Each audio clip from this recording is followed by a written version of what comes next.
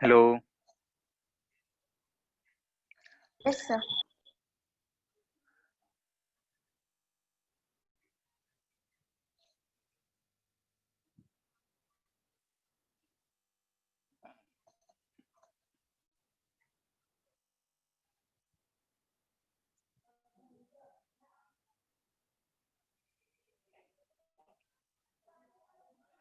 ठीक है, हम लोग रोटेशन देख रहे थे। इसका मॉड्यूल मिला क्या तुम लोग को? Yes sir. मिल गया रोटेशन का? होमवर्क भी दे चुके हैं। अच्छा, लास्ट क्लास ये था, हम भूल गए। हो गया है सब? किए होगी नहीं अभी? हेलो।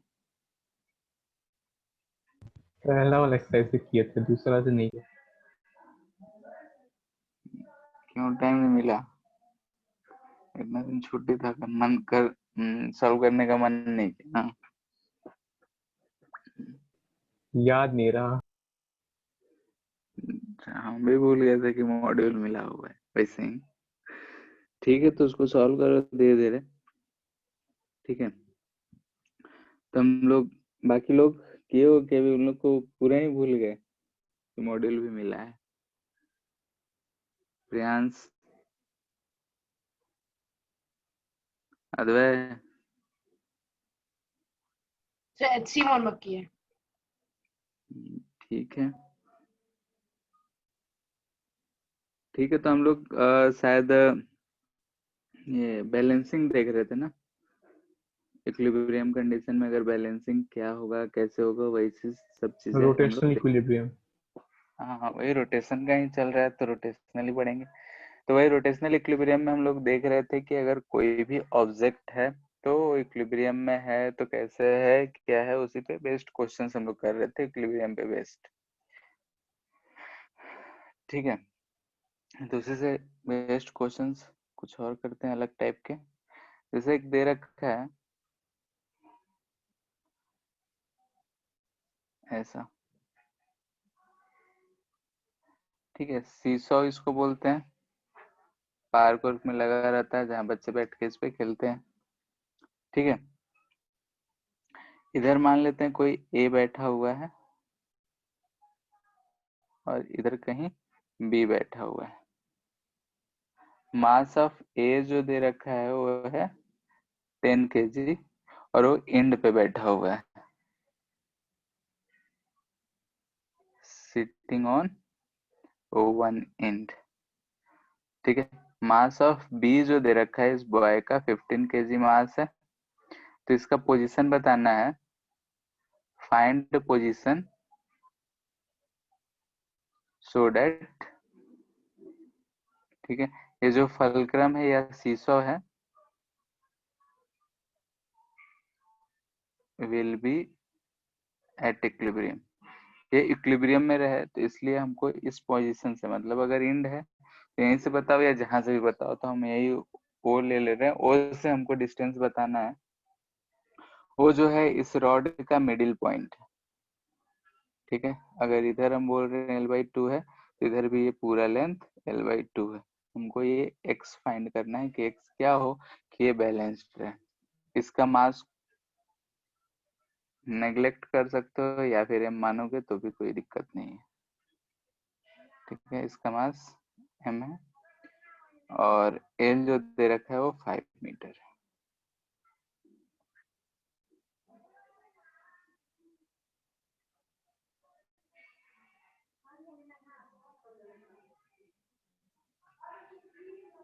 सवाल इजी है।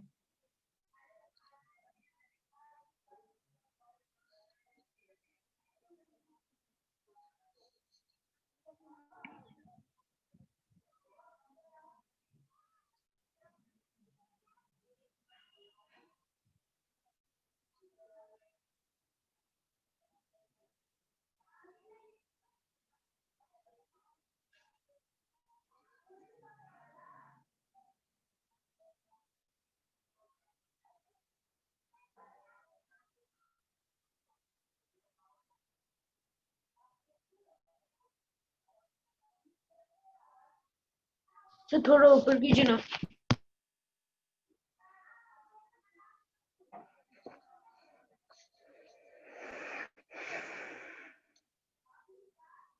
Okay sir.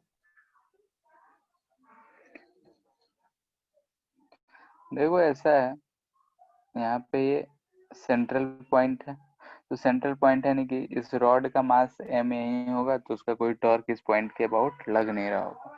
हम जो भी टॉर्क देखेंगे इसके अबाउट, तो यहाँ से मान लेते हैं F1 फोर्स लगा रहा है, यहाँ से इधर F2 फोर्स लगा रहा है, इधर ये L/2 दूरी पे है, इधर x दूरी पे है। तो टॉर्क के अबाउट O जो होगा वो हमारा बैलेंस्ड होगा, 0 होगा। तो कैसे होगा, यहाँ देखो F1 L/2 जो होगा वो equal to F2 into x होना चाहिए। तो यहाँ से x आ जाएगा F1 आ जाएगा यानी कि 10g इंटू 2.5 बाई F2 यानी कि 15g। जी से जी गया, ये 0 से ये गया, और ये आ जाएगा 5/3 मीटर। ठीक है, बस टॉर्क बैलेंस कर देना था। कोई भी एक ऐसा पॉइंट चूज करो जिसके अबाउट लिखना हमारे लिए आसान हो। तो यहाँ जहाँ ए बैठा है इस पॉइंट के अबाउट भी लिख सकते थे, इस पॉइंट के अबाउट भी लिख सकते थे, लेकिन इसका मास m नहीं दिया है, तो अगर हम इसका सेंटर ऑफ मास यहाँ लेते तो इसका हमको मास का जरूरत नहीं पड़ेगा, इसीलिए हम यहाँ पे टॉर्क के अबाउट ओ लिखे। अब चूंकि इक्विलिब्रियम में है तो ऑफ कोर्स है, यहाँ पे इस क्वेश्चन में हम पूछ सकते थे कि ये जो जहाँ पे फिक्स है वहां पे नॉर्मल कितना लग रहा होगा। इक्विलिब्रियम में है तो नॉर्मल F1 प्लस F2 के बराबर होगा, तो हम सब चीजें नहीं पूछ रहे हैं। ठीक है, नेक्स्ट क्वेश्चन ये है कि एक कोई नॉर्मल रिएक्शन कंसिडर किए हम लोग, एनजीओ कंसिडर नहीं किए। किसका, तो दोनों का F1 F2 तो नॉर्मल रिएक्शन है ना। F1 F2 mg ही तो लग रहा है उस पे। ये अगर यहाँ पे ये इस पे खड़ा है तो इस पे कितना फोर्स लगा रहा होगा, mg ही तो लगा रहा होगा, उसी को हम F1 बोल रहे हैं।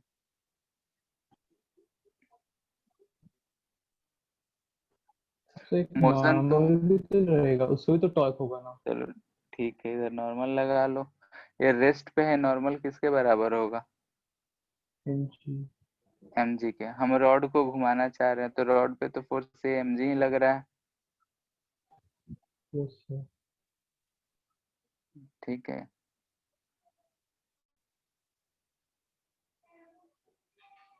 इसको बताओ। हम एक प्रोजेक्टाइल है, इस पॉइंट O से फेंक रहे हैं एंगल थीटा पे, तो टाइम के साथ साथ जो हमारा होगा हैंड टॉर्क नहीं, ठीक है, टॉर्क ड्यू टू जो हमारा mg होगा अबाउट O, वो क्या होगा। ऑप्शंस दे रखे हैं, first increasing, second decreasing, third constant, fourth first increases then decreases, ठीक और क्या देना, फिफ्थ 0। ठीक है, और दे दे सिक्स डेटा इनसफिशिएंट, चलो इसी में से आंसर हो जाएगा। क्वेश्चन ये है कि एक प्रोजेक्टाइल है, उसको हम पॉइंट O यानी कि जो हमारा पॉइंट ऑफ प्रोजेक्शन है उसके अलोंग फेंक रहे हैं, तो ये इसका मास, अगर ये हम बोल रहे हैं कि ऑब्जेक्ट है तो इसका मास m, तो इस मास को अगर हम फेंक रहे हैं तो इधर कहीं जाएगा तो इस पे मास mg ऐसा फोर्स लग रहा होगा, तो ये इस रास्ते से ऐसे जाएगा। तो हमको O के अबाउट किसी भी टाइम t के साथ जो वेरी होगा तो टॉर्क क्या हो रहा होगा, यानी कि पहले इंक्रीज करेगा डिक्रीज करेगा, फर्स्ट इंक्रीजेस देन डिक्रीजेस, या सिक्स्थ भी ले लो, first decreases then increases. Sir ये 6 पहला ऑप्शन वाला, में से सर फर्स्ट फर्स्ट होगा। ऑप्शन। और किसी का,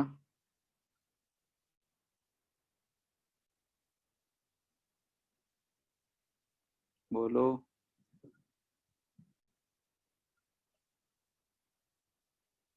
सही है फर्स्ट ऑप्शन। देखो जैसे कि r जो वेक्टर होगा वो यहाँ से ये आर वेक्टर होगा। और अगर हम यहाँ से कोई भी एंगल लेते तो ये हमारा ये हुआ और ये हमारा आर परपेंडिकुलर हुआ।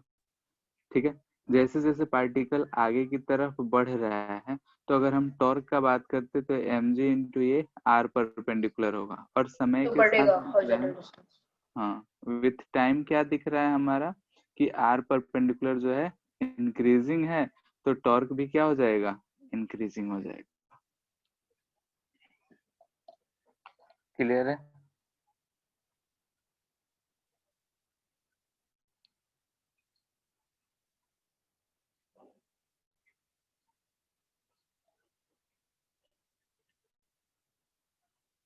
किसी टाइम टी पे अगर टॉर्क पूछा जाए तो कितना होगा बताओ?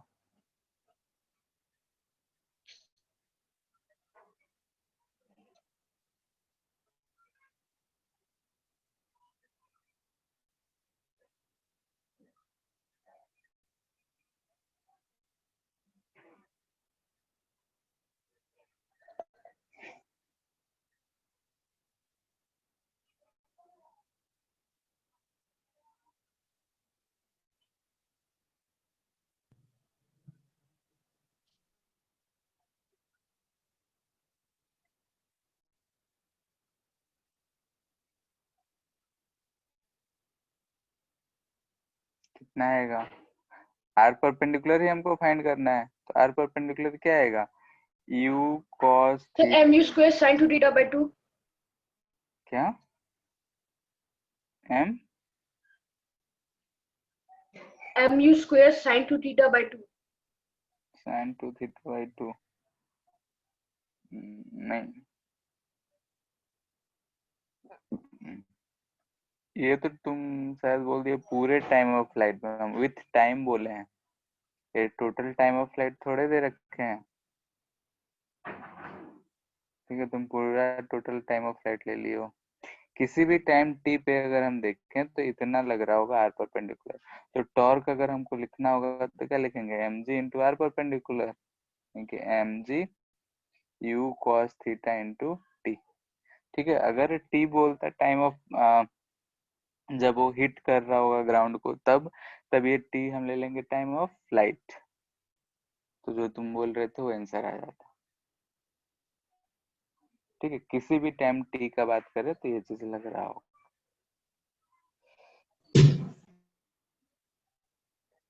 ठीक है, इजी सा सवाल है, ये भी कर ही लेते हैं कि भी टाइप ही है तो क्यों छोड़े। 3J प्लस के फोर्स लग रहा है एट 3,4,2। ठीक है, फाइंड टॉर्क अबाउट 1,2,1। ठीक है, कोई फोर्स इस पॉइंट पे एक्ट कर रहा है, एक्ट्स एट इतना, find torque about this point, इस पॉइंट के अबाउट टॉर्क फाइंड करना है, क्या आएगा। ये भी बहुत ही सिंपल सवाल है।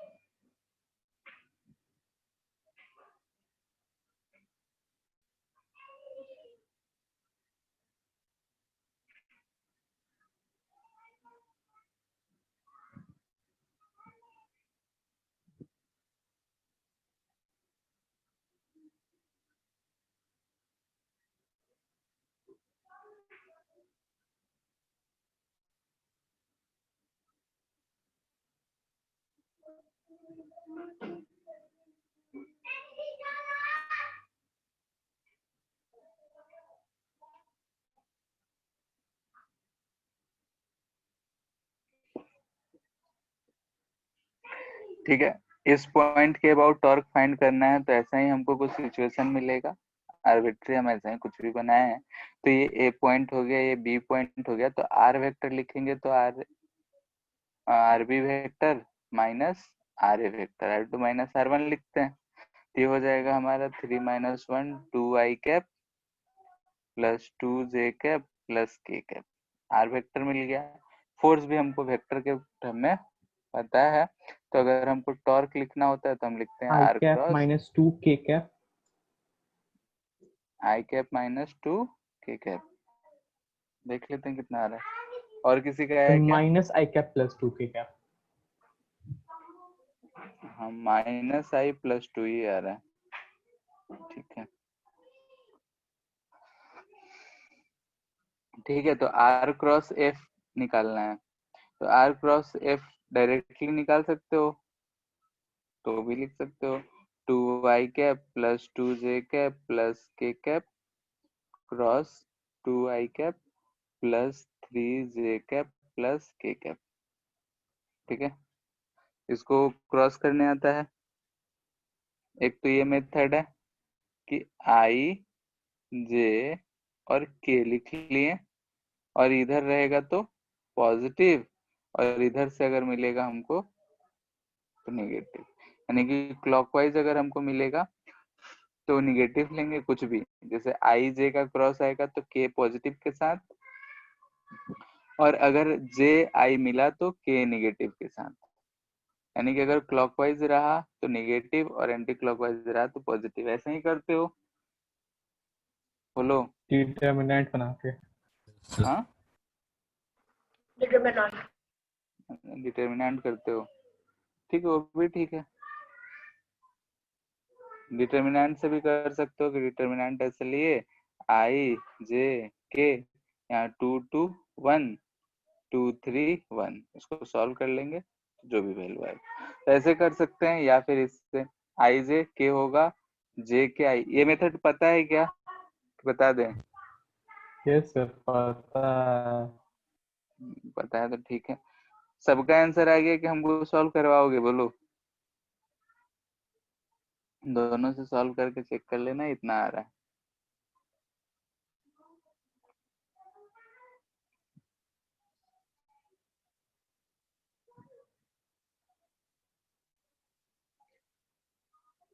Torque about axis. ठीक है, अभी तक हम लोगों ने देख रहा था कि जो टॉर्क है वो किसी पॉइंट के अलोंग हम लोग निकाल रहे थे। कोई भी एक पॉइंट है उसके अलोंग अगर एक्सिस दे रखा हो, यानी कि गेट वाला केस हो गया। मान लेते हैं कि ऐसा दरवाजा है हमारा, थोड़ा सा थिकनेस बना देते हैं इसको। ठीक है, ऐसा है, ये हमारा ये एक्सिस है जिसके अबाउट ये रोटेट हो सकता है। ठीक है, यहाँ से ये फिक्स्ड है। सर अगर आज हम लेसन इसके 3 या लेसन 4 है? क्या सर आज लेसन 4 या लेसन 3 है? 3 ही ना है शायद। 4 है। अरे पहला तो ऐसे डिस्कशन में गया तो L0 था। ठीक है, 0 से शुरू किए थे ना, पहला में कहाँ कुछ पढ़े थे, यस ऐसे ऐसे डिस्कशन चल रहा था। सर, था। हाँ, तो 3 है। ठीक है, तो जैसे कि टॉर्क के अबाउट एक्सिस बात कर रहे हैं, जैसे कि ये एक्सिस है जिसके अबाउट ये रोटेट कर सकता है। तो अगर ध्यान से देखो कि अगर हम इस पे फोर्सेस लगा रहे हो, यहाँ से हम एक फोर्स लगाए हैं, यहाँ से एक ऐसा फोर्स लगाए हैं, एक यहाँ से इस तरीके से फोर्स लगाए हैं, और क्या, इनटू एक द प्लेन। हाँ ऐसा फोर्स लगाए हैं। चलो ये 4 फोर्सेस से ही देखते हैं, किसको बोलते हैं। इसको F1, इसको F2, इसको F3, इसको F4। ठीक है, 4 फोर्सेस है। ये एक्सिस यानी दरवाजा है हमारा, वो ऐसे ही रोटेट कर सकता है, ये एक्सिस है तो।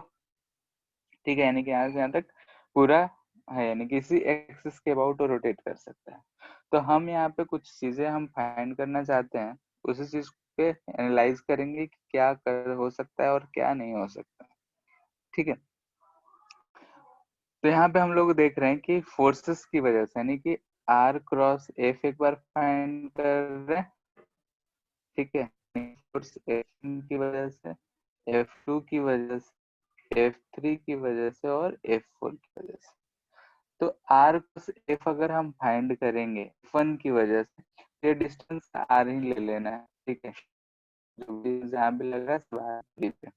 तो इसके लिए अगर निकालेंगे तो 90 डिग्री पे है, तो आर इंटू एफ लिख लेंगे। कोई दिक्कत है इसमें, बोलो? F1 की वजह से यहाँ पे आर गया, ये 90 डिग्री पे लग रहा है, तो आर F कर लिया F2 की वजह से। तो F2 ध्यान से देखो तो ये जो आ रहा है ये एक्सिस से होता हुआ आएगा, यानी कि इस केस में आर जो जाएगा मिलेगा F3। पहले F को देखो आर होगा तो आर क्रॉस आर इंटू, ठीक है। अगर हम बोले कि ये अगर आर है और ये एंगल थीटा है तो पाई माइनस थीटा हो जाएगा, यानी कि हम लिख सकते हैं R F sine pi minus theta. दोनों वेक्टर्स के बीच का एंगल ये मिलेगा। आर इधर की तरफ लेंगे तो ऐसा हमको एफ मिल रहा है और इधर की तरफ आर मिल रहा है, ये एंगल थीटा है, तो दोनों के बीच का angle pi minus theta as, ठीक है। और अगर हम इस चीज को एक्सटेंड करते हैं तो ये भी ऐसा एक्सिस से कट करता हुआ जाएगा, ठीक है। और इस एफ का दो कंपोनेंट्स ले हम, तो एक इधर की तरफ लगेगा जो कि हम बोलेंगे F3 एंगल थीटा, तो कॉस थीटा, और एक इधर की तरफ आएगा जो हम बोलेंगे F3 साइन थीटा। ये हमको चीज मिल रहा है। अब हमको कंपेयर करना है, यानी कि हम यहाँ पे अब लिखेंगे टॉर्क अबाउट एक्सिस क्या होगा। टॉर्क हम जानते हैं कि टॉर्क बोलते हैं टर्निंग एबिलिटी। टॉर्क किसको बोलते हैं? टर्निंग एबिलिटी ऑफ फोर्स, ठीक है।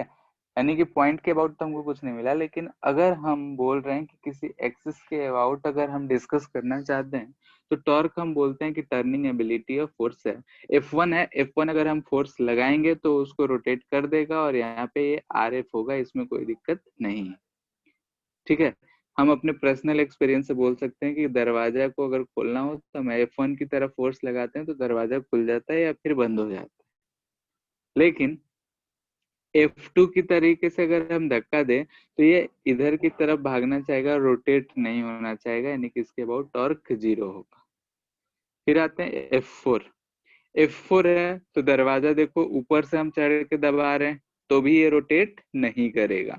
रोटेट नहीं करेगा तो टॉर्क 0 लिखेंगे, ठीक है। यहाँ पे ध्यान देना है कि यहाँ पे कुछ ना कुछ R क्रॉस F का वैल्यू आया, लेकिन टॉर्क जो है हमारा 0 है, क्योंकि ये जो F4 फोर्स है वो इसको रोटेट नहीं करा पा रहा है। सिमिलरली F3 का देखो तो F3 के जो दोनों कंपोनेंट्स हैं F3 साइन थीटा या F3 कॉस थीटा, ये दोनों के दोनों ही इसको रोटेट नहीं करा पा रहे हैं और इसकी वजह से टॉर्क 0 हो।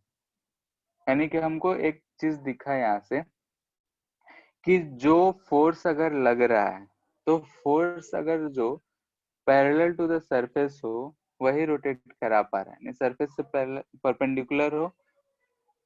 इस तरीके से बोल सकते हैं कि अगर जो भी रोटेटिंग सरफेस है, जो सरफेस उससे परपेंडिकुलर, बाकी ये सब चीज भी परपेंडिकुलर दिख रहा है लेकिन अलग तरीके से, तो इसको एक एक्यूरेट वर्ड में हम कैसे देखें?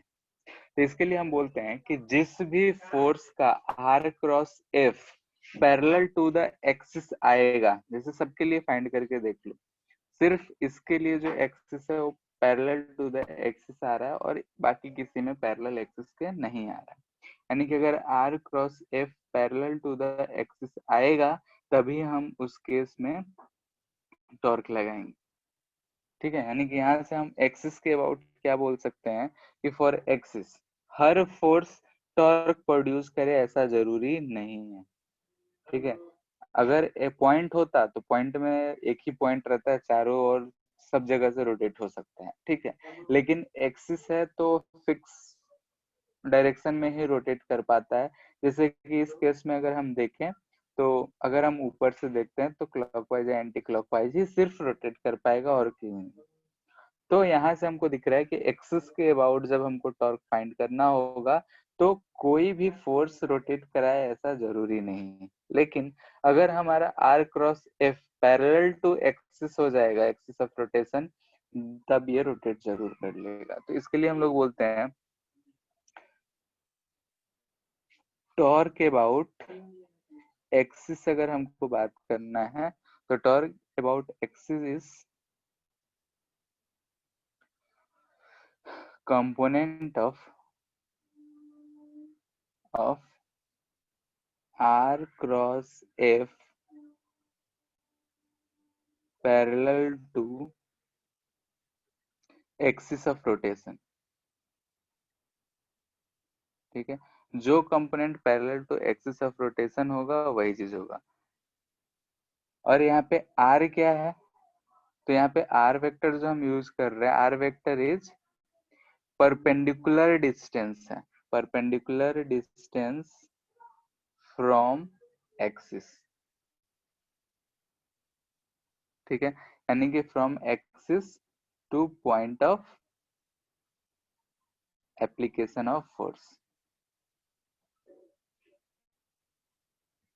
ठीक है, अब एक्सिस है तो एक्सिस में हम कहाँ से डिस्टेंस मेजर करें, तो हमेशा ऐसा डिस्टेंस लेना है जो एक्सिस से भी परपेंडिकुलर हो और फोर्स जहां जा रहा है वहां तक जाए। ठीक है, हर जगह एक्सिस से, जैसे कि इसके लिए हम यहाँ से लिए, इस पॉइंट के लिए इस पोजीशन से लिए, इसके लिए यहाँ से लिए, इसके लिए यहाँ से लिए, तो एक्सिस में हम कहाँ से ले इसमें, तो हम हमेशा एक्सिस से परपेंडिकुलरली ही मूव करेंगे, कहाँ तक, जहाँ पे फोर्स एक्ट कर रहा है। और वहां पे अगर हम चेक करेंगे कि अगर r क्रॉस f का डायरेक्शन पैरेलल टू एक्सिस आ रहा है, ठीक है, यानी कि r क्रॉस f का कोई भी कंपोनेंट अगर पैरेलल टू एक्सिस आ गया तो रोटेट कराएगा, अगर नहीं आया तो रोटेट नहीं कराएगा। जैसे कि यही हमारा होता दरवाजा, ये एक्सिस होता और हम फोर्स ऐसे किसी एंगल पे लगा रहे होते, ठीक है, ऐसा लगा रहे होते, यानी कि यहाँ से किसी एंगल थीटा पे, तो इसमें एक कंपोनेंट जो है इसको रोटेट करा देता और एक कंपोनेंट इसको आगे की तरफ बढ़ाने का कोशिश करता, तो इस केस में ये रोटेट हो जाएगा।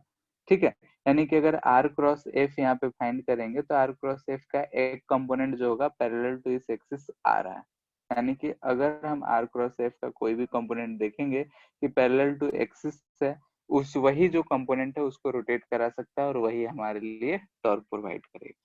अगर ऐसा नहीं होगा तो टॉर्क फिर जीरो होगा, आर क्रॉस एफ का वैल्यू इसमें आ सकता है लेकिन टॉर्क जीरो होगा। अभी इसी पॉइंट को बुक्स पढ़ोगे तो अलग अलग पॉइंट में लिखा होता है, क्या लिखा होगा कि अगर फोर्स, ठीक है, इसी चीज को लिख ही देते हैं, ठीक है, नोट करके, यही पॉइंट है, इसी का सेम चीज लिखा हुआ है, क्या कि if force is parallel to axis of rotation,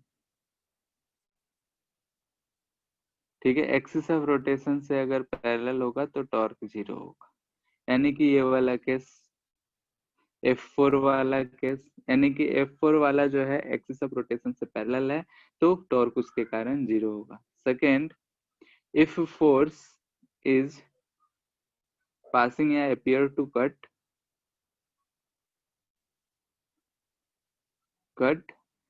axis of rotation, अगर ऐसा दिखे कि वो एक्सिस ऑफ रोटेशन को कट कर रहा होगा तब भी टॉर्क जीरो होगा, जैसा कि F2 और F3 वाले केस में, दोनों केस में दिख रहा है कि एक्सिस ऑफ रोटेशन को कट करता हुआ जा रहा है, तो इस केस में जो होगा हमारा टॉर्क जीरो होगा। बाकी अगर कोई केस है जिसमें फोर्स जो लग रहा है तो रोटेट करा सकता है। ठीक है, तो ये ऊपर वाले का ही एक लिखने का अलग तरीका है, यानी कि अलग अलग फोर्सेस में हम क्लासिफाई कर लें। ऊपर वाला है डायरेक्शन चेक कर लेंगे कि आर क्रॉस एफ अगर parallel to the principal axis of rotation है तो रोटेट कराएगा, नहीं है तो रोटेट नहीं कराएगा। ठीक है, तो ये चीज है हमारा, अगर कोई भी एक्सिस दिया हुआ रहेगा उस केस में रोटेशन के लिए, इसको देखेंगे कैसे अप्लाई करेंगे।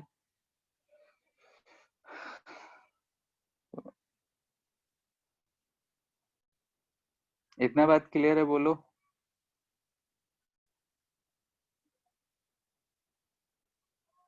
Hello, Yes, sir. ठीक है, जैसे डोर प्रॉब्लम है, तो डोर हम लोग जानते हैं कैसा रहता है, ठीक है, डोर विंडो। इसमें ध्यान दो कि यहाँ पे हमारा 2 जगह हिंज रहता है, मोस्टली डोर में ऐसा ही रहता है। ठीक है, 2 जगह हिंज रहता है। हम मान लेते हैं कि ये डिस्टेंस डी है, ये डिस्टेंस भी ए है और ये डिस्टेंस भी ए है। सर तीन तीन जगह भी हो सकता है। हो सकता है, हम मान ले रहे हैं 2 ही है। ठीक है, गिवन कंडीशन में आजकल तो ऐसा आ जाता है कि यहाँ से लेकर यहाँ तक पूरा ही लगा दिया जाता है, तो अलग केस है। हम यहाँ पे माने कि 2 हिंज है, इसको हिंज बोलते हैं, 2 हिंजेस है, इसका मास m है, इसका डायमेंशन क्या ले लें इधर की तरफ, इधर c ले लेते हैं, ए बी। ठीक है, इसको d की जगह b कर दो, ए बी सी रहेगा, ठीक रहेगा। ए बी सी है, ऐसा है। ठीक है, हमसे अगर बोला जाए कि फाइंड, ठीक है, नॉर्मल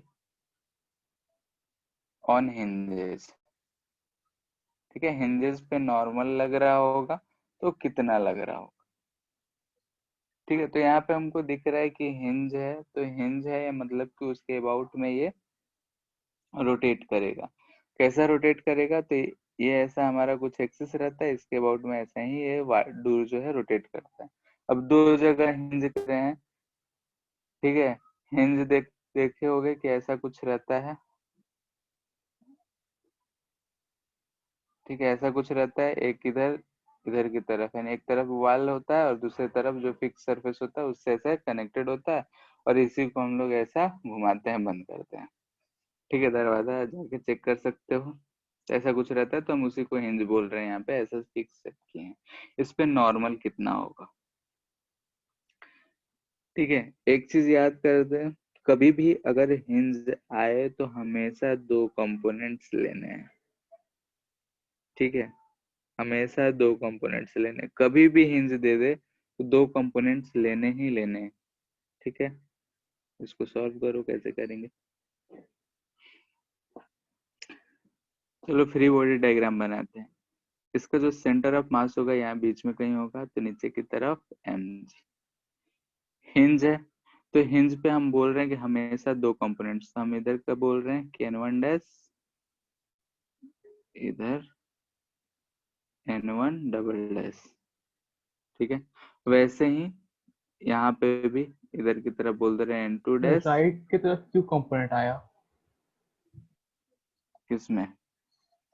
सर उसका नॉर्मल में। हम मान लिए हैं नेगेटिव आएगा, यानी कि हम जिधर माने उसका अपोजिट आएगा। जैसे कि अभी हम जो माने हैं, देखो ध्यान से देखोगे तो नहीं हॉरिजेंटल सर, वहाँ पे डायरेक्शन। नॉर्मल फोर्स आया ही क्यों उस कहाँ पे? डायरेक्शन में? सर एक्स हम, एक्सिस के अलोंग नॉर्मल फोर्स आया ही क्यों? ठीक है, अभी बता रहे हैं तुमको, सुनो। हम इसीलिए पहले बोले कि कभी भी अगर हिंज आए तो हमेशा 2 कंपोनेंट्स लेने हैं। ठीक है, इस बात को एकदम गांठ बांध करके रख लो, कोई भी क्वेश्चन दे, हो या ना हो। रीजन, यहाँ पे जैसे हमको नहीं दिख रहा है कि हॉरिजॉन्टल कंपोनेंट होगा या नहीं होगा। ठीक है, अब उसको ध्यान से देखते हैं। साइड में ज्यादा मास है शायद इसलिए। देखो अभी क्या हो रहा है। टेढ़ा होगा तो यहाँ, उसको 2 कंपोनेंट ले लेंगे फिर। देखो, जैसे कि अगर हम मान लेते हैं सिर्फ ये वाला हिंज होता, ऊपर वाला नहीं होता, ऊपर वाला नहीं होता, तो यहाँ पे जो है mg फोर्स रहा है। ठीक है, और mg फोर्स जो है इसको ऐसा रोटेट कराना चाहता है, क्या बताओ। यस सिर्फ यस ये हिंज सर। होता तो ये mg फोर्स इसको इधर की तरफ रोटेट कराता। Yes sir. तो यहाँ जो अगर कील या कुछ भी होगा तो ये कील इस पे इधर की तरफ फोर्स लगा के रोकने का कोशिश कर रहा है। यस बोलो, सर। यानी कि यहाँ अगर हम कील का बात करें तो कील जो है इस पे इधर की तरफ एक नॉर्मल फोर्स लगा रहा है, जो फोर्स है वो नॉर्मल ही है। Yes sir. ठीक है, वही अगर हम सेकेंड केस देख रहे हैं, यहाँ पे कील है, ये mg फोर्स लग रहा है। अगर ये जो ऐसा लग रहा है तो ये इसको ऐसा रोटेट कराना चाहेगा, और कुछ ये ऐसा शेप में आ जाना चाहेगा, बोलो। कॉपी है, कॉपी को ही ऊपर पकड़ के देखो घूम रहा है कि नहीं घूम रहा है, होगा। Yes sir. हाँ है ना। ठीक है, तो यहाँ पे अब नीचे वाला हिंज क्या कर रहा है, इसको इधर की तरफ नॉर्मल लगा के इसको रोकने का कोशिश कर रहा है। ठीक है, तो यहाँ पे रोटेशन की वजह से यहाँ पे दो नॉर्मल आ रहा है। और हम लोग ये गलती हमेशा कर बैठते हैं कि जब भी हिंज होता है तो हम मास के अपोजिट n1 n2 लगा देते हैं, लेकिन हॉरिजॉन्टल वाला भूल जाते हैं। इसलिए हम बोले कि कभी भी अगर हिंज आ जाए तो दोनों कंपोनेंट्स दिखा दो। जीरो आएगा तो आएगा, क्या फर्क पड़ता है। ठीक है, आएगा, जीरो हो ना होगा होगा। ठीक है, कभी भी हिंज अगर दिख जाए क्वेश्चन में तो दो कंपोनेंट्स परपेंडिकुलर लगा लो। हो सकता है कि जीरो हो या फिर दोनों हो, तो उससे गलती होने के चांसेस कम हो जाते हैं। क्योंकि होता है कभी कभी कि हमको सिर्फ एक ही नॉर्मल दिख रहा होता है, दूसरे को हम छोड़ देते हैं, और छोड़ देते हैं तो गलती हो जाएगा फिर। तो अगर हम मान लिए हैं तो अपने आप वो जीरो आ जाता है, उसमें कोई बड़ी बात नहीं होता है, तो इसलिए हम लोग इसको आराम से। ठीक है, तो इस चीज को हमेशा ध्यान रखना है कि हिंज जब दिया हुआ रहे, कहीं भी बोले हिंज है, तो उसके दो कंपोनेंट्स हमेशा मन में आने चाहिए। ठीक है, यानी कि दोनों परपेंडिकुलर एक्स वाई जिस भी प्लेन में है वो दो कंपोनेंट्स आने चाहिए। हो सकता है कि जीरो आ जाए तो बहुत बढ़िया बात, लेकिन नहीं आए तो हमारा गलती होने के चांसेस कम हो जाए। इतना बात क्लियर है, बोलो। Yes sir. ठीक है, तो ये हमारा नॉर्मल आ रहा है। ठीक है, हम ऊपर वाले पे देख रहे हैं कि इस पे अगर ऊपर वाले पे नॉर्मल देखें तो जिधर हम माने हो उसका अपोजिट डायरेक्शन में लग रहा होगा, लेकिन हम ऐसे ही मान लिए थे, उधर ही लग रहा है, कोई बात नहीं। अब हमको सबका मैग्नीट्यूड फाइंड करने होंगे, कैसे होगा बताओ। अब तो आसान है, इसको पॉइंट को ए मान लो, इस पॉइंट को बी मान लो। तो एक तो हम इक्वेशन देखें, तो n1 dash plus n2 dash जो मिल रहा है वो जीरो मिलना है, क्योंकि आगे तो बढ़ नहीं रहा है। तो यहाँ से हम बोल सकते हैं कि n1 डैश का जो भी मैग्नीट्यूड होगा वो निगेटिव ऑफ n2 डैश का होगा। बोलो, इतना में कोई दिक्कत। No sir. फिर हॉरिजॉन, हाँ, वर्टिकल डायरेक्शन में देखेंगे तो क्या देख रहे हैं, n1 double dash plus n2 double dash equal to mg। ठीक है, ये चीज आएगा। अब अगर हम इसमें से निकालना चाहते हैं वैल्यू किसी का, तो कैसे निकालें। तो एक बार ए पे बैठ के लिख लेंगे, हमारे को अननोन कितने हैं, तो यहाँ से तो एक रिलेशन मिल ही गया, तब अननोन बचे तीन। तो एक इक्वेशन ये मिल गया, दो इक्वेशन ये मिल गया, और एक इक्वेशन का जरूरत होगा। तो अगर हम टॉर्क बैलेंस कर ले अबाउट ए, तो टॉर्क अबाउट ए अगर हम लिखेंगे, ठीक है, तो ए पे ही बैठ गए, तो ए पे बैठ गए तो n1 डैश और n2 dash, n1 double dash का तो कहानी खत्म। बोलो, यस। ऐसा है। ठीक है, n1 डबल डैश का भी कहानी खत्म, n1 डैश का भी कहानी खत्म, n2 डबल डैश का भी कहानी खत्म। सिर्फ क्या दिख रहा है हमको कि यहाँ से अबाउट अगर टॉर्क लिखेंगे तो n2 डैश जो है इसको एंटी क्लॉकवाइज रोटेट करना चाह रहा है, ये जो है इसको एंटी क्लॉकवाइज रोटेट कर रहा है, और mg क्लॉकवाइज रोटेट कर रहा है, यानी कि n2 डैश इंटू बी दूरी पे है, ये जो होगा mg इंटू सी बाई 2 के बराबर होगा। यहाँ से n2 डैश मिल गया mg c बाई 2 b। ठीक है, n2 डैश मिल गया यानी कि n1 डैश मिल गया। इतना बात क्लियर है, बोलो। तो फिर से बताइए ना। यहाँ पे ए के अबाउट हमको टॉर्क लिखना है, फिगर में ध्यान से देखो, इस पॉइंट के अबाउट टॉर्क लिखना है। ठीक है, तो इस पॉइंट के अबाउट लिखेंगे तो ये दोनों फोर्स जो है यहीं पे लग रहे हैं, तो रेडियस डिस्टेंस जीरो, तो उसके लिए तो टॉर्क जीरो। यस ये सर। जो फोर्स है इसी पॉइंट से पास हो रहा है तो उसके लिए भी टॉर्क जीरो। N2 डैश जो है इसको इधर की तरफ रोटेट कराना चाह रहा है और mg इधर की तरफ रोटेट कराना चाह रहा है, दोनों इक्वल एंड अपोजिट हैं, इक्वल एंड अपोजिट हैं इसलिए हम इक्वेट कर दे रहे हैं। तो N2 डैश के लिए लिखेंगे तो ध्यान से देखो, पॉइंट A यहाँ है और यहाँ से B दूरी पे N2 डैश इधर की तरफ लग रहा है, तो इसके लिए टॉर्क क्या लिखेंगे, N2 इंटू बी डैश, ये लिखेंगे। और mg जो है यहाँ पे कहीं है, तो mg इधर लग रहा है, तो mg जो है, तो हमको ये परपेंडिकुलर डिस्टेंस चाहिए, r परपेंडिकुलर, तो r परपेंडिकुलर यहाँ दिख रहा है कि c/2 हो, तो mg के लिए टॉर्क लिखेंगे तो mg c/2 लिख लेंगे। तो यहाँ से हमको n2 डैश आ गया, n2 डैश आ गया तो n1 डैश आ गया।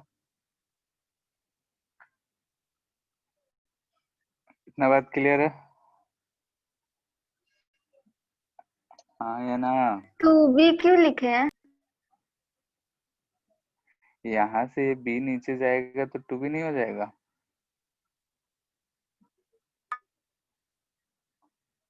बोलो। यस ठीक है, लेकिन अभी n1 डबल डैश और n2 डबल डैश का हमको नहीं पता है, तो अब कहाँ बैठ के हम टॉर्क लिखेंगे तो हमारा काम आसान हो जाएगा, बताओ। Centre of mass. n1 और ये तो दोनों हमको मिल चुका है, अब यहाँ पे सेंटर ऑफ मास पे बैठ जाएंगे तो हमको मिल जाएगा आराम से।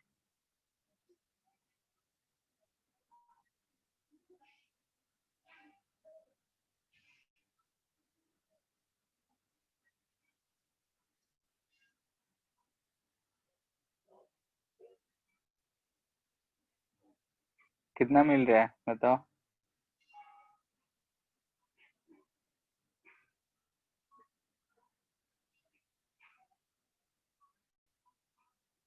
हमको तो दोनों इक्वल नजर आ रहा है, आया तुम लोग का?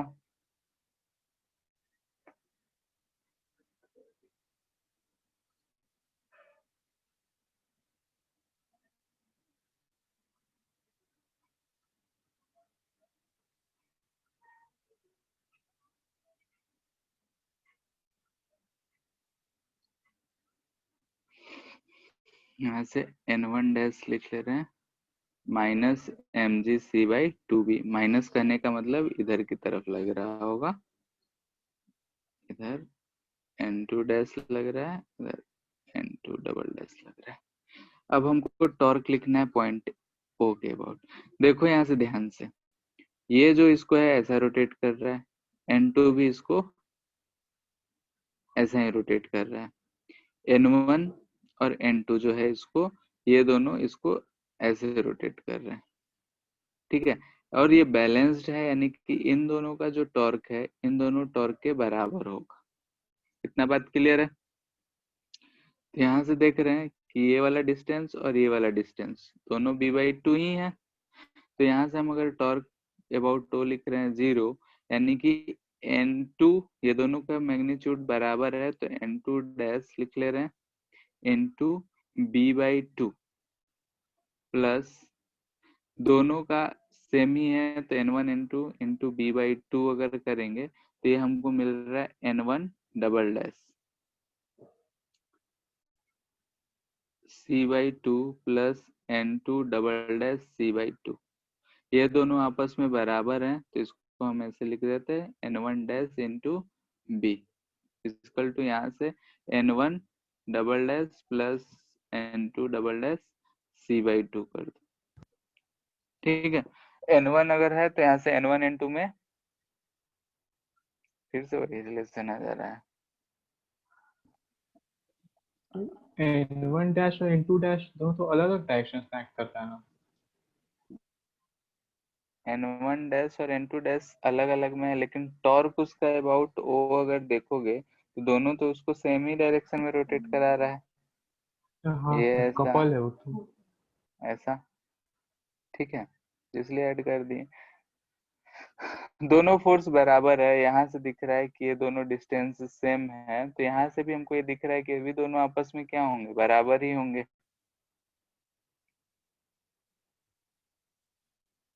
दिख रहा है, कंपेयर कर सकते हो। कंपेयर करके ही कह लेंगे।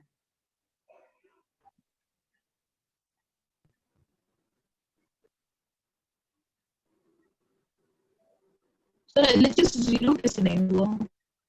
क्या? एलएचएस 0 कैसे नहीं हुआ? n2 dash into b by 2 plus n1 dash into b by 2। यहाँ इक्वेट कर दिए हैं ना। सर एलएचएस तो 0 होगा ना? देखो जैसे कि n1 डैश और n2 डैश, ये इसको ऐसे रोटेट कराना चाह रहा है, और n1 डबल डैश और n2 डैश ऐसे रोटेट कराना चाह रहा है। तो दोनों का टॉर्क का डायरेक्शन अगर देखो तो इन दोनों के लिए लिखेंगे तो ऐसा हमको अपवर्ड मिलेगा, और इन दोनों के लिए देखेंगे तो ऐसा डाउनवर्ड मिलेगा।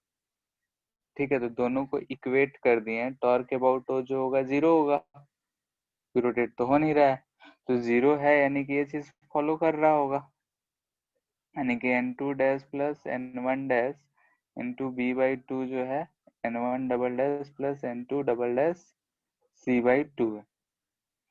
तो यहाँ से n2 ये दोनों आपस में बराबर हैं, तो c बाई b ये दोनों भी आपस में बराबर होने चाहिए, अलग अलग होगा।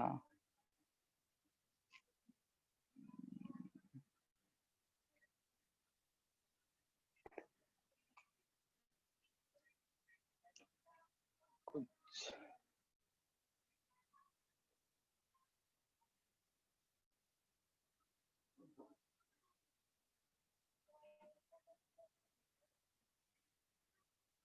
ठीक है, तो यहाँ से ये चीज एक इक्वेशन हमको मिलेगा, और n1 और n2 डैश का जो अगर हमको वैल्यू निकालना होगा तो और कुछ रिलेशन दे देगा, या फिर और कुछ भी कहीं भी पॉइंट दे के हमको बोलेगा कि रिलेशन निकाल। तो यहाँ पे हम लोग 4-5 अननोन ले लिए हैं, इसलिए इक्वेशंस लिखने में थोड़े से दिक्कत हो रहा है। बाकी अगर हम यहाँ से कंपेयर करें तो ये हमको दिख रहा है कि n1 डैश डबल डैश और n2 डबल डैश सेम आना चाहिए। ठीक है, और भी डेटा हम यहाँ पे मिसिंग कर रहे हैं, इसलिए एक्यूरेटली हम यहाँ पे नहीं कह पा रहे हैं। ठीक है, तो यहाँ से हम आराम से निकाल सकते हैं कि ये दोनों तो हमारा निकल ही चुका है, इन दोनों का सम जो है mg के बराबर है ही, और कुछ डेटा होता तो हम इसका अलग अलग वैल्यूज भी निकाल पाते हैं। ठीक है, तो ऐसे हमको अगर डूर प्रॉब्लम है तो हमको ऐसे सॉल्व करना पड़ेगा। इसमें अगर डेटा दिया हुआ रहता है आसानी से होता है, अगर नहीं दिया हुआ है तो थोड़ा सा कॉम्प्लिकेशंस इसमें मिलता है हमको। तो यहाँ पे कभी भी एक चीज हमको ये ध्यान रखना है कि कहीं भी कभी भी हिंज दे दे तो हिंज में हमेशा ध्यान रखो कि 2 कंपोनेंट्स ले ही लो। ठीक है, मे भी हो सकता है कि एक कंपोनेंट 0 हो जाए, अलग बात है, नहीं हुआ तो हमारा गलती नहीं हो, लेकिन अगर हम छोड़ ही देंगे तब तो अलग ही केस हो जाएगा, अलग ही मैटर हो जाएगा, फिर हम कुछ उसका नहीं उपाय कर सकते हैं।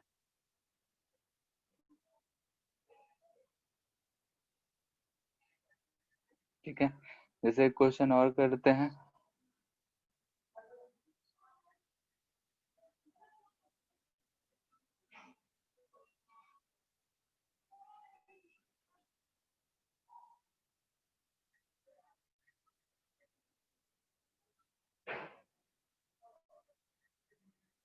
यहाँ पे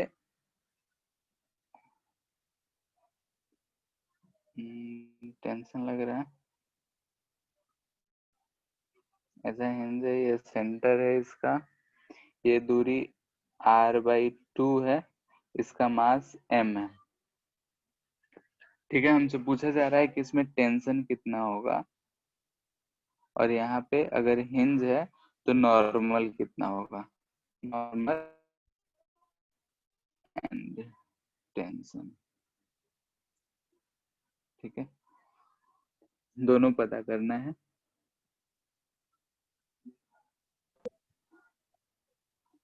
सर हिंज के अबाउट किस डायरेक्शन में रोटेट कर सकता है वो स्फेयर? क्या? सर वो स्फेयर हिंज के अबाउट किस डायरेक्शन में रोटेट कर सकता है? ऐसा या फिर ऐसा। ठीक है, डिस्क है, ऐसा डिस्क है, यहाँ पे एक हिंज करके ऐसा बांधा हुआ है।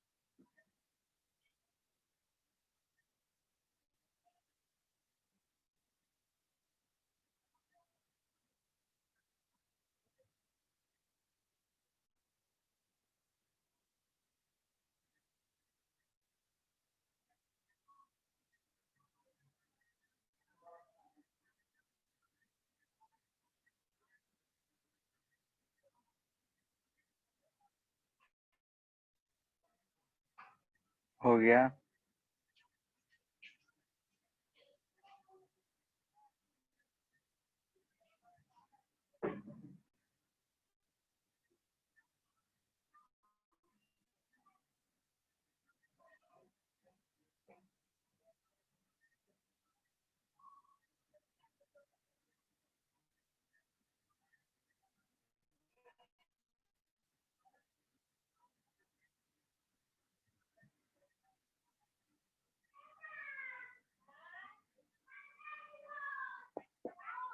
हो गया।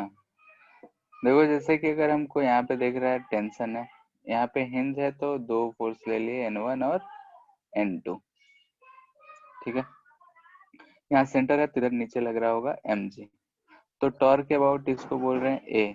तो टॉर्क के अबाउट अगर a लेंगे तो हमको सिर्फ टेंशन और mg का मिलेगा, क्योंकि हिंज है तो नॉर्मल के कारण 0 हो जाएगा। तो क्या मिलेगा, mg इंटू r/2। ठीक है, r/2। ये इसको क्लॉकवाइज में रोटेट करा रहा होगा, तो क्लॉकवाइज में हम लोग माइनस लेते हैं क्योंकि इनटू द प्लेन है तो माइनस ले सकते हैं। फिर प्लस टेंशन की वजह से टेंशन के लिए ये r/2 नहीं होना चाहिए, r है तो r/3 कर लो। ठीक है, r/2 नहीं, ठीक है, हमने गलती लिया है। यहाँ पे रेडियस इतना है उतना ही लगेगा। इसके लिए हो जाएगा r/2 प्लस r यानी कि 3r/2 और ये होना चाहिए 0। तो यहाँ से टेंशन हमको मिल जाएगा 2mg/3। ठीक है, टेंशन 2mg/3। अगर हम फोर्स बैलेंस करें तो N1 यहाँ दिख रहा है कि हॉरिजॉन्टल डायरेक्शन में ऑन कोई फोर्स है नहीं, तो N1 तो होगा 0। फिर और क्या दिख रहा है, N2 प्लस T जो होगा वो mg के बराबर होगा।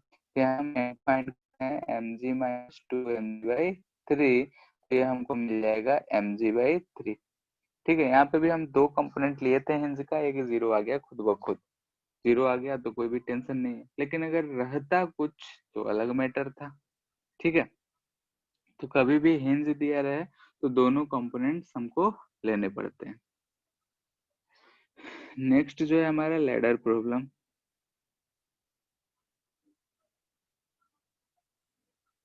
ठीक है, लैडर प्रॉब्लम में होगा यही कि हमारा जो सरफेस होगा कोई, इस पे लैडर रखा होगा। ठीक है, सिंपल वाला लेते हैं। मान लेते हैं कि यहाँ पे एक लैडर ऐसा रखा हुआ है। ठीक है, कोई भी एक एंगल थीटा पे ये वाला सरफेस हम बोल रहे हैं कि इसका म्यू 0 यानी कि स्मूथ है, लेकिन ये जो है सरफेस स्मूथ नहीं है, फ्रिक्शन है। लैडर का मास m ले लेते हैं। ठीक है, लैडर का मास m ले लेते हैं। तो हमसे अगर बोलेगा कि नॉर्मल, यानी कि अगर हम यहाँ पे ध्यान से देखें तो ये जो सरफेस है इस पे किधर की तरफ नॉर्मल लगा रहा होगा, ये सरफेस इस पे इधर की तरफ नॉर्मल लगा रहा होगा। और फ्रिक्शनल फोर्स, ये जो लैडर है इधर बाल से दूर की तरफ खिसकना चाह रहा होगा और फ्रिक्शनल फोर्स इधर की तरफ लग रहा होगा।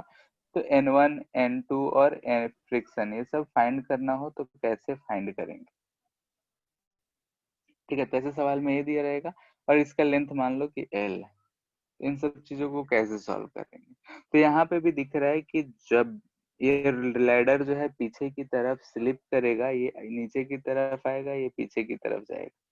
तो ये सिंपली जो है हमारा जो बोल रहे हैं कि अगर ये इक्विलिब्रियम में है तो ये ऐसा रोटेट करना चाहेगा, और ये रोटेट जो है सिंपली ट्रांसलेशनल हमको नहीं दिख रहा है कि आगे सेंटर ऑफ मास भी नीचे आ रहा होगा, ये ऐसे जा रहा होगा। तो इस केस में हम कैसे क्या करें, कैसे सॉल्व करें, वही चीज हमको यहाँ पे डिस्कस करना है। तो यहाँ सिंपली हमको दिख रहा है, अगर हम फ्री बॉडी डायग्राम बनाते हैं तो सब कुछ तो बना ही चुके हैं, सिर्फ एक बच गया यहाँ पे mg। ये फोर्स लग रहा होगा, ये स्मूथ सरफेस है, हॉरिजॉन्टल वाला जो वाल है, अब वर्टिकल वाला जो वाल है वो स्मूथ है, तो वहां पे फ्रिक्शन नहीं लग रहा होगा और ऐसा हमको फोर्सेस दिख रहे होंगे। तो यहाँ पे हम फोर्सेस को अगर हम बैलेंस होगा F के बराबर होगा, और N2 जो होगा वो mg के बराबर होगा। तो और कुछ दिखना है?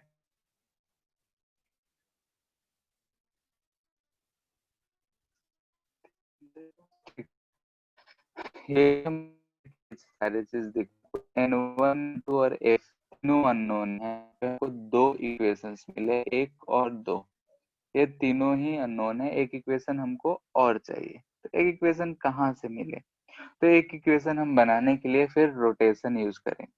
तो रोटेशनल, अगर हम रोटेशनल कंपेयर करें तो हम या तो कहीं भी एक पॉइंट मान सकते हैं, तो हमको यहाँ पे दिख रहा है कि अगर यहाँ पे हम पॉइंट मानेंगे तो हमारे दो दो फोर्स के लिए कहानी खत्म हो जा रहा है। एट ए टॉर्क लिखे बैलेंस, तो टॉर्क एट ए अगर लिखेंगे तो टॉर्क बचेगा, टॉर्क ड्यू टू नॉर्मल 1 बचेगा। तो यहाँ से अगर हम बोल रहे हैं कि जो है बैलेंस है, इक्विलिब्रियम में है, अभी कहीं मूव नहीं कर रहा है, तो इसका जो टॉर्क होगा वो 0 होगा। तो mg जो है इसको क्लॉकवाइज रोटेट कर रहा है, तो माइनस mg कितने दूरी पे, तो l/2 साइन ऑफ थीटा, क्योंकि अगर हम ये mg ले रहे हैं तो यही हमको परपेंडिकुलर डिस्टेंस मिलेगा, तो l/2 cos थीटा मिलेगा। ठीक है, l/2 cos ऑफ थीटा मिलेगा। वैसे ही अगर हम n1 के लिए लिखें तो हमारा आएगा n1, और परपेंडिकुलर डिस्टेंस उस केस में लिखेंगे तो ये वाला चीज आएगा, जो कि होगा हमारा l साइन ऑफ थीटा, और ये 0 है। तो यहाँ से हम n1 का वैल्यू लिख सकते हैं mg cos theta by 2 sine theta, यानी कि mg/2 cot of theta. n1 पता चल गया, यानी कि 4 में f भी इतना ही था, और n2 mg। ठीक है, तो यहाँ से हम लोग ऐसे सॉल्व करेंगे तो एफ एन ये सब चीजें हमको मिल जाएंगी। कहानी कुछ नहीं है, जो चीज हम लोग पहले करते आ रहे थे वही अभी भी कर रहे हैं, सिर्फ यहाँ पे एक चीज टॉर्क के लिए ऐड करते जा रहे हैं।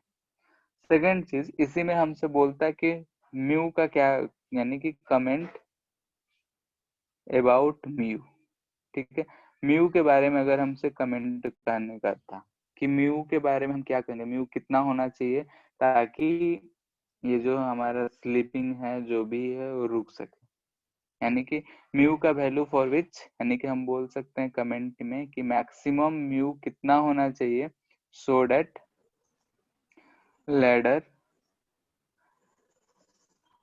Remains in equilibrium. ठीक है, तो कितना होना चाहिए, तो एफ हम जानते हैं कि ये जो वहां पे होगा म्यू, जो वहां पे नॉर्मल लग रहा होगा, तो नॉर्मल n2 लग रहा है, तो n2 जो है mg के बराबर है, तो म्यू इंटू mg। ठीक है, ये जो है इसका मैक्सिमम वैल्यू होता है म्यू इंटू mg। तो एफ मैक्स इतना है, तो बैलेंस होने के लिए क्या होना चाहिए, तो फॉर नॉट स्लीपिंग, स्लिप ना करे, इसके लिए हमारा जो एफ मैक्स होना चाहिए वो less than equal to, greater than equal to जो है हमारा एफ होना चाहिए। इससे अगर ज्यादा रहेगा या फिर मैं लिमिटेड कंडीशन में इक्वल होगा तो कभी नहीं होगा, यानी कि यहाँ पे बोलेंगे mu mg should be greater than equal to mg cot theta by 2। mg से mg गया और हमारा बचेगा क्या, म्यू जो होना चाहिए greater than cot theta by 2 होना चाहिए। अगर ये कंडीशन रहा तो स्लीपिंग नहीं होगा, यानी कि म्यू का वैल्यू अगर इससे कम हो गया तो स्लीपिंग शुरू हो जाएगा। लिमिटिंग केस में दोनों इक्वल रहेगा। तो ऐसे से कहानी हमको दिया रहेगा कि हमको सॉल्व करना है, लैडर है, ये है, वो है, जो भी, हम इसको आसानी से सॉल्व कर सकते हैं, बशर्ते जो हम पहले यूज कर रहे थे वो तो यूज कर ही रहे हैं। यहाँ पे सिर्फ एक चीज बढ़ जा रहा है हमारा, और वो बढ़ रहा है कि रोटेशन वाला इक्विलिब्रियम कंडीशन। अभी हम इक्विलिब्रियम पढ़ रहे हैं तो इक्विलिब्रियम कंडीशन ही देख रहे हैं। आगे चल के हम न्यूटन सेकेंड लॉ को ही इसमें यूज करेंगे, यानी कि अगर हम फोर्स लगाते हैं तो मास इनटू एक्सेलरेशन आता है, यानी कि उसमें बॉडी में एक्सेलरेशन आता है। वैसे ही अगर हम क्या टॉर्क लगाएंगे तो उसमें एंगुलर एक्सेलरेशन होगा या फिर नहीं होगा, उन सब चीजों पे चर्चा करना है। तो ये हमारे लैडर प्रॉब्लम में एक सिंपल सा क्वेश्चन है। इसमें हो सकता है कि लैडर पे हम चढ़ा के किसी और आदमी को भी चढ़ा दें, भी पॉसिबिलिटी है कि हम लैडर पे किसी आदमी को भी चढ़ा सकते हैं। तो उस केस में क्या करेंगे? तो उस केस में भी एक और फोर्स बढ़ जाएगा, एक और टॉर्क बढ़ जाएगा, और कुछ तो होगा नहीं। ठीक है, तो ऐसा एक क्वेश्चन करते हैं कि क्या होगा।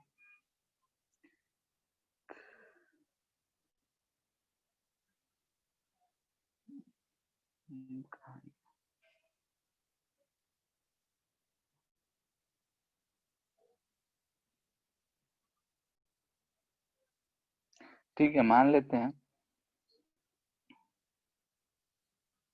कि ऐसा दे रखा है।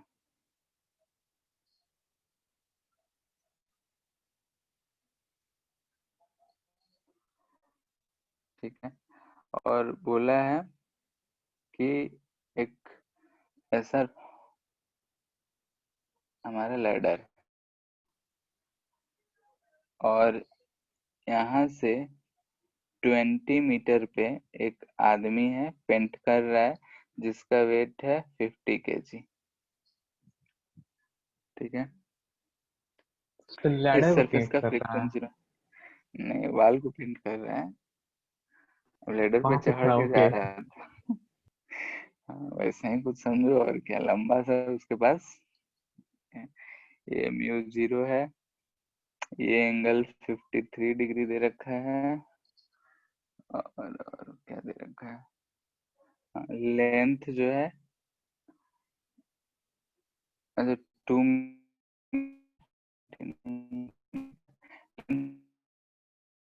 और मासा सीढ़ी जो है, स्टेयर जो है, वो 10 kg है।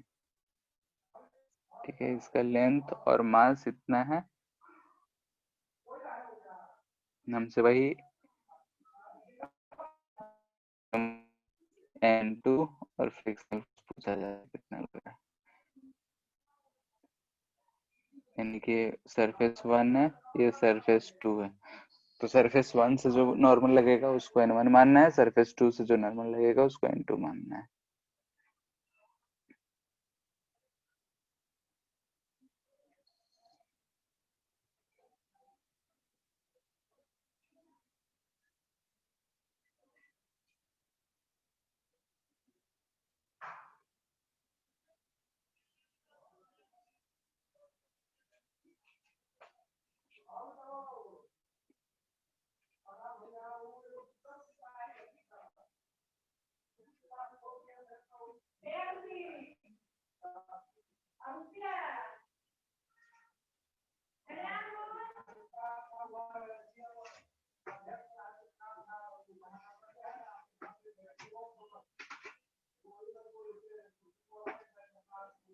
हो गया।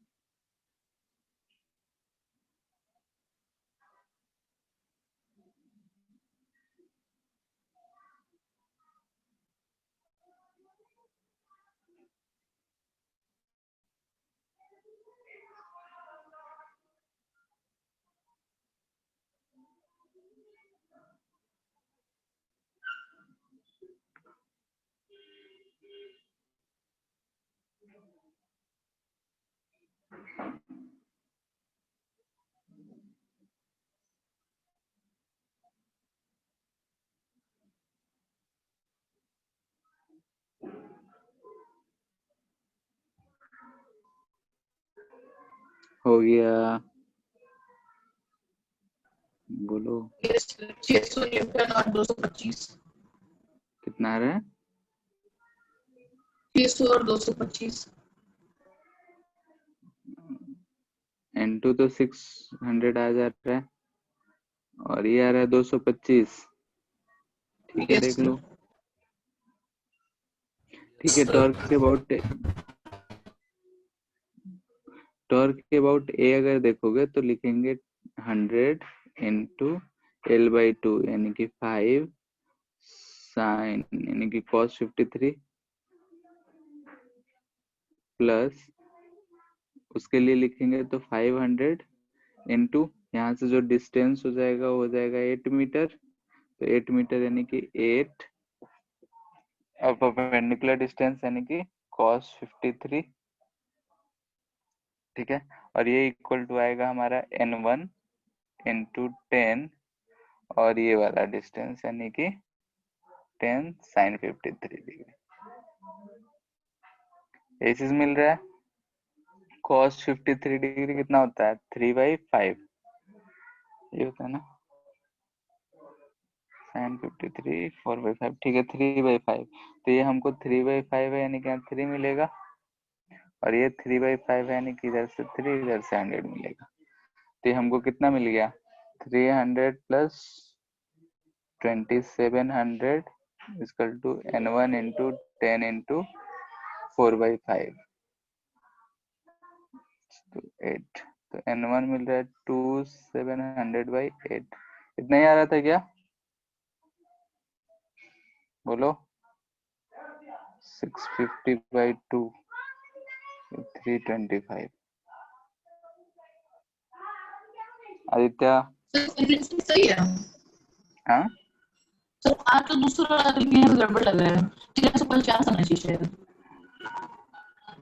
हाँ 1350 आएगा। ठीक है, 1350 आएगा। सर कैलकुलेशन मिस्टेक से 225 लिख दिया। 650 पर ये मतलब यहाँ पे गलती मत करना सर, वहाँ पे वैसे सेम सा मिला होगा सब कुछ। ठीक है, प्राइस तो बैक में है। 675/2 ये आ रहा होगा। ठीक है, फ्रिक्शन भी इतना ही आएगा। क्लियर है? इसमें और भी दे सकता है कि म्यू का कुछ वैल्यू दे दे, म्यू का वैल्यू देने के बाद बोले कि आदमी जो है कितने हाइट तक मैक्सिमम रह सकता है कि स्लिप ना करे, ऐसे ऐसे सवाल कर सकता है। ठीक है,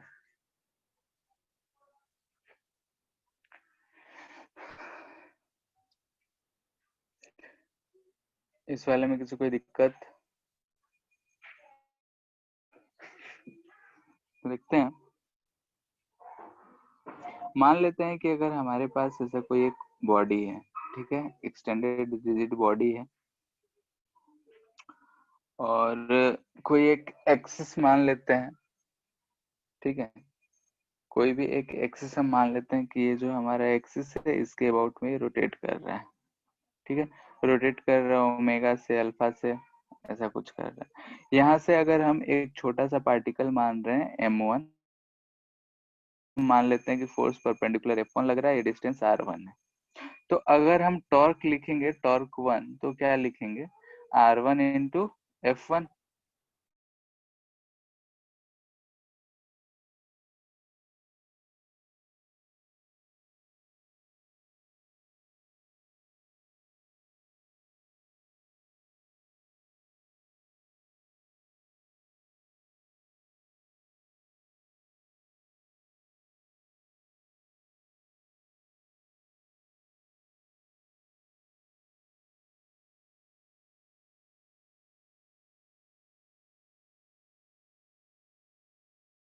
हेलो कहाँ हेलो, चले गए थे? पता नहीं डिस्कनेक्ट हो गया था, इधर कनेक्टिंग लिख रहा है।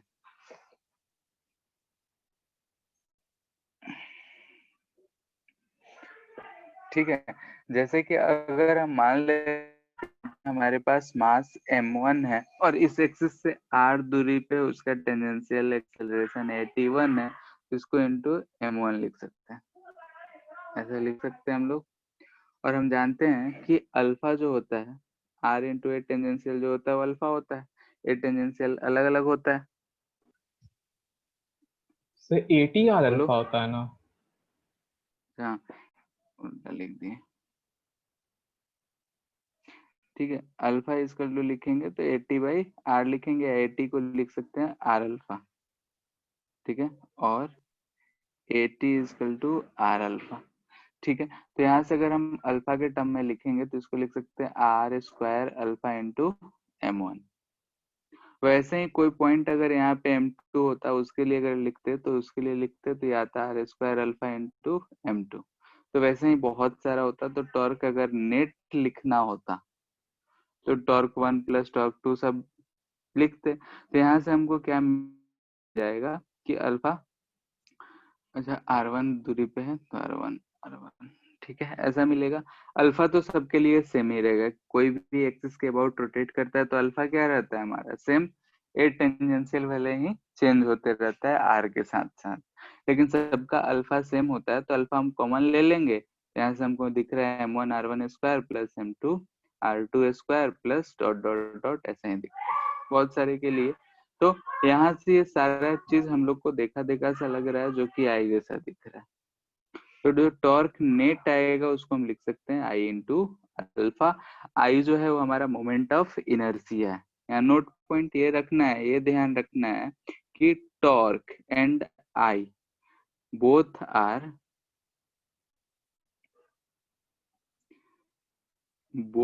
Are about same axis.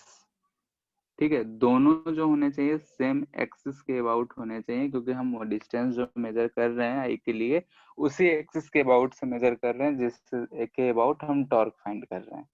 तो हमारा ये चीज होता है कि torque equal to I alpha, ये सिमिलर टू ऐसा ही है कि force equal to m into acceleration. Similar to ऐसा ही है कि एम जो था इनर्शिया को रिप्रेजेंट कर रहा था, जितना ज्यादा मास होगा उतना ज्यादा हमको फोर्स लगाना पड़ेगा उतने एक्सेलरेशन प्रोवाइड करने की। वैसे ही आई जो है रोटेशनल इनर्शिया है। तो torque equal to I into alpha, किसी भी एक्सिस के अबाउट अगर हमको फाइंड करना है टॉर्क तो उसी एक्सिस के अबाउट ही आई भी होना चाहिए। ऐसा नहीं कि आई किसी और एक्सिस के अबाउट और टॉर्क किसी और एक्सिस के अबाउट फाइंड कर रहे हैं। अल्फा जो है यहाँ पे एंगल होता है, ये सारी चीजें हम लोग सर्कुलर मोशन में पढ़े हैं, तो यहाँ पे हम इसको डिस्कस नहीं किए हैं। तो ये चीज टॉर्क तो हम लोग क्रॉस एफ और यहाँ पढ़ रहे हैं आई इंटू अल्फा। ठीक है, और अगर हम दोनों का डायरेक्शन का बात करें तो आई तो हमारा स्केलर क्वांटिटी है, टॉर्क का जो डायरेक्शन होगा वही अल्फा का डायरेक्शन होगा। और ऐसे सर्कुलर मोशन दिख रहा है, सर्कुलर दिख रहा है या रोटेशनल दिख रहा है, तो हम इसका डायरेक्शन निकालने के लिए हाथ को घुमाते हैं, जिधर रोटेट कर रहा है जो थंब है वही डायरेक्शन देता है, तो डायरेक्शन निकाल हमको आता है, इसमें कोई बड़ी बात नहीं। या फिर यहाँ से हम आर देख रहे हैं, आर क्रॉस एफ करेंगे वही हमारा डायरेक्शन है। तो ये चीज हो गया हमारा, हमको टॉर्क फाइंड इसमें भी इस करने के लिए पूछा जाएगा। जो पहले किए हैं वो तो फोर्स और डिस्टेंस की वजह से, इससे भी हम लोग फाइंड कर सकते हैं। साथ में ये भी कहेगा कि हम इतना फोर्स लगा रहे हैं, बताओ अल्फा कितना होगा। तो उस सब चीजों पे कुछ क्वेश्चंस करेंगे। जैसे कि हम मान लेते हैं कि ऐसा एक रॉड दे रखा है, यहाँ पे उसका एक्सिस है, इसका मास m है, लेंथ l है, और बोल रहा है कि एक फोर्स यहाँ से हम 50 न्यूटन लगा रहे हैं। एंगल कितना ले लें, चलो 37 डिग्री। ठीक है, इतने डिग्री पे हम एक फोर्स लगा रहे हैं, तो इसका अल्फा इस मोमेंट पे कितना होगा फाइंड कर। ठीक है, जैसे रॉड है 50 न्यूटन हम लगा रहे हैं, तो इस मोमेंट पे हम जैसे मूव करना शुरू कर रहे हैं तो उस समय पे अल्फा कितना होगा इस गिवन पोजीशन पे, इस रॉड का अल्फा यानी कि एंगुलर एक्सेलरेशन कितना होगा।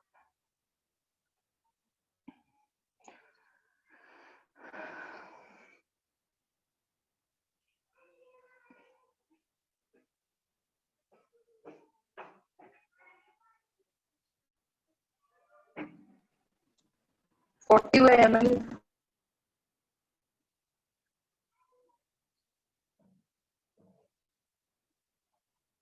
ठीक है, जैसे कि अगर हम देख रहे हैं तो इधर की तरफ फोर्स लग रहा होगा 50 cos 37 डिग्री, यानी कि 5 10 40 न्यूटन।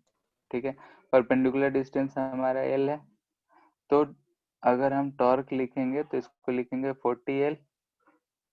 ठीक है, 40 इंटू एल, आई के टर्म में लिखेंगे तो ml²/3 इंटू अल्फा। तो अल्फा जो आ जाएगा हमारा 120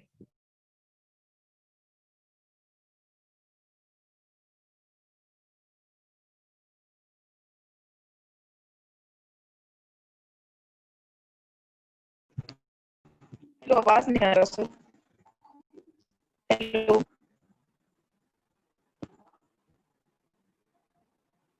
हेलो। हाँ हेलो। ओ सर आवाज नहीं आ रहा था, स्क्रीन शेयर में नहीं दिख रहा। हाँ, वो लग रहा है कि नेटवर्क खत्म हो गया। ठीक है, तो वैसे भी 10 मिनट बचा है, 2 बार डिस्कनेक्ट हो गया। देखो यहाँ पे ध्यान से कि m जो है यहाँ पे 3 kg है और a जो है वो 4 मीटर है। तो ऐसा अगर दे रखा है तो यहाँ पे ml का वैल्यू रख के 12 से करेंगे तो 10 आ जाएगा और रेडियन पर सेकेंड स्क्वायर यूनिट है। ठीक है, इसको हम यहाँ से रिलीज कर, क्वेश्चन है कैसा दे रखा है, रिलीज कर रहे हैं। ठीक है, तो जैसे ही रिलीज कर रहे हैं तो अल्फा क्या होगा,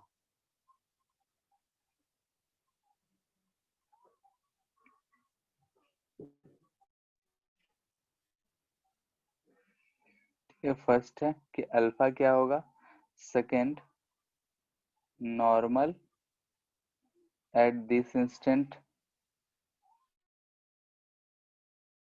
पर नॉर्मल कितना लग रहा होगा वो बताना है। क्या mg इधर लग रहा होगा, तो अगर हम टॉर्क लिखेंगे तो क्या लिखेंगे, mg into L/2। Capital M होगा ना। हाँ वही कैपिटल एम लिखो, वैल्यू तो वही है, एक ही मास है ml²/3। तो m से m गया, एक l से एक l गया, अब अल्फा, अल्फा इक्वल टू आ जाएगा 3/2 g/l। ठीक है, सेकेंड का आंसर क्या आएगा, नॉर्मल एट दिस इंस्टेंट।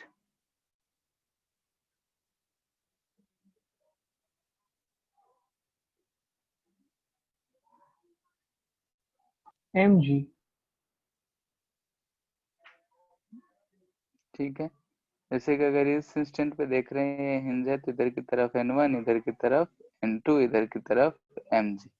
ठीक है, तो n1 तो 0 होगा और n2 जो होगा वो mg होगा, इसमें कोई दिक्कत नहीं है, यही रॉड था।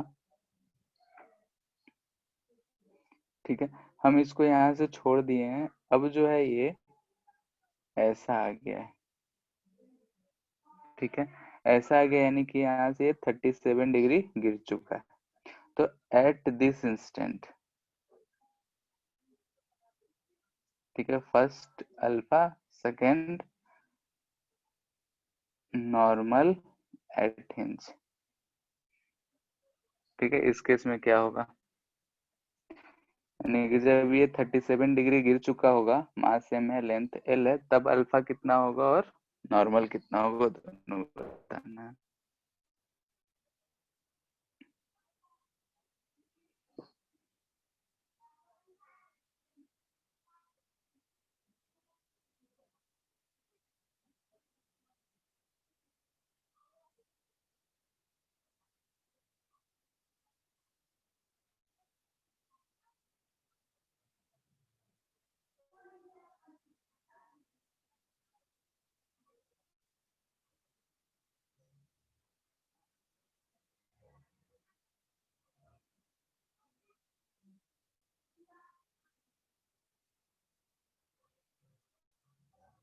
हो गया,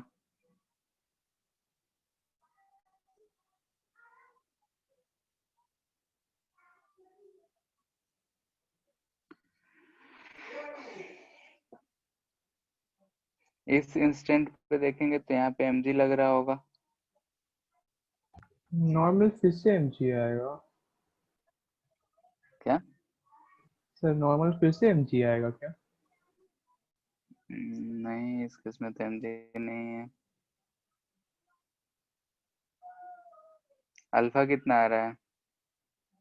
9/10 GL 9/10 G/L। देखते हैं। ये वाला डिस्टेंस हमको लेना पड़ेगा। ये तो है L/2। तो अगर हम टॉर्क लिखेंगे तो लिखेंगे mg L/2 थीटा यानी कि cos 37 डिग्री। और ये जो होगा हमारा आई अल्फा के बराबर होगा। आई तो हमारा ml²/3 आएगा इंटू अल्फा। एक एल एम से कैंसिल हो गया, तो ये आ गया हमारा alpha equal to 3/2 G/L। cos 37 degree कितना आएगा? 4/5। तो 6G/5L यही आ रहा है। ठीक है, यही आ रहा है। अल्फा इजकल टू क्या आ जाएगा? 6G/5L। इस इंस्टेंट पे कर रहे हैं तो प्रोसेस में किसी कोई दिक्कत है तो बोल दो। इधर क्या लिख रहे हैं हम? R alpha, r cross F, और इधर लिख रहे हैं आई अल्फा। टॉर्क का दोनों फार्मूला हम यूज कर रहे हैं। ठीक है, अब हमको नॉर्मल निकालना है, तो नॉर्मल के लिए ऐसा कर रहे हैं। ठीक है, ये हमारा पोजीशन था, ये 37 डिग्री है। इस केस में इधर हम मान रहे हैं n1 है और इधर मान रहे हैं n2। ठीक है, यहाँ से mg इधर लग रहा होगा।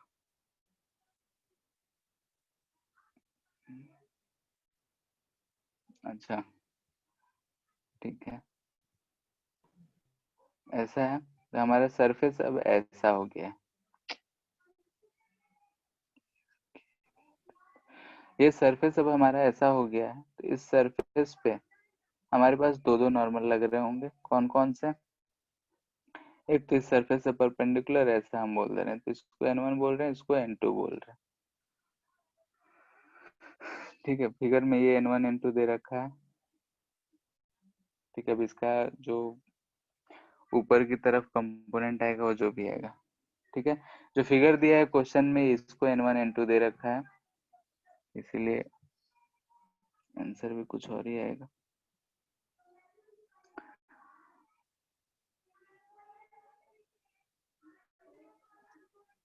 बोलो सर कितना आ mg रहा का है? कंपोनेंट ले लेते हैं। हाँ, किसी का भी ले लो, ऊपर की तरफ तो mg ही आएगा अगर वैसे लिए रहते तो। पिछले वाले जैसे अगर कंपोनेंट लिए रहते तो एक 0 आता और एक mg आता।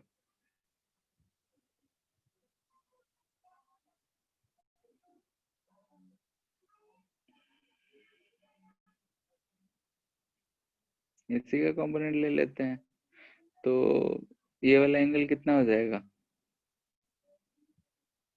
37 डिग्री पक्का? पक्का। 37 डिग्री। ठीक है, तो इधर की तरफ आ जाएगा mg cos 37 डिग्री, और इधर की तरफ आ जाएगा mg sin 37 डिग्री। तो n1 हो गया mg cos 37 degree and n2 हो गया हमारा mg sin 37 डिग्री। ठीक है, जो भी दिया था फिगर में n1 n2 ऐसे शो किया हुआ था, हम इसको नहीं रिप्रेजेंट कर रहे थे। ठीक है, तो n1 और n2 इतना आ जाएगा हमारा अल्फा 6G/5L। अब इसी से रिलेटेड नेक्स्ट क्लास में हम लोग और क्वेश्चंस करेंगे कि अगर रॉड को घुमा रहे हैं। फिर नेक्स्ट क्लास में हमारा पुली भी आएगा। ठीक है, पुली है, जैसे कि अभी तक हम लोग पुली को मासलेस मान रहे थे, मास लगा देंगे तब क्या होगा, कैसे होगा, तो सारी चीजें नेक्स्ट क्लास में हम लोग डिस्कस करेंगे। और ये सारे क्वेश्चंस होने के बाद फिर मोमेंटम, एंगुलर मोमेंटम पे जाएंगे। ठीक है, इसको एक बार फिर से देखना और कोशिश करना, या फिर अभी रहने दो, नेक्स्ट क्लास में ही होमवर्क देंगे एच सी वर्मा का। ठीक है, एच सी वर्मा का क्वेश्चन नंबर फिलहाल के लिए कर सकते हो 40 से लेकर 45 तक, 39 से 45। ठीक है, जो आज की है उसी पे बेस्ड है। पुली वाला थोड़ा पहले दे दिया है तो उसको नेक्स्ट क्लास के बाद 1 से 45 तक रहेगा। ठीक है, सर टेस्ट में कहाँ तक आएगा? ये टॉर्क तक ही आएगा। ठीक है, अभी जो पढ़े हैं वहीं तक, उससे आगे का कुछ नहीं है। आज का क्लास तक का?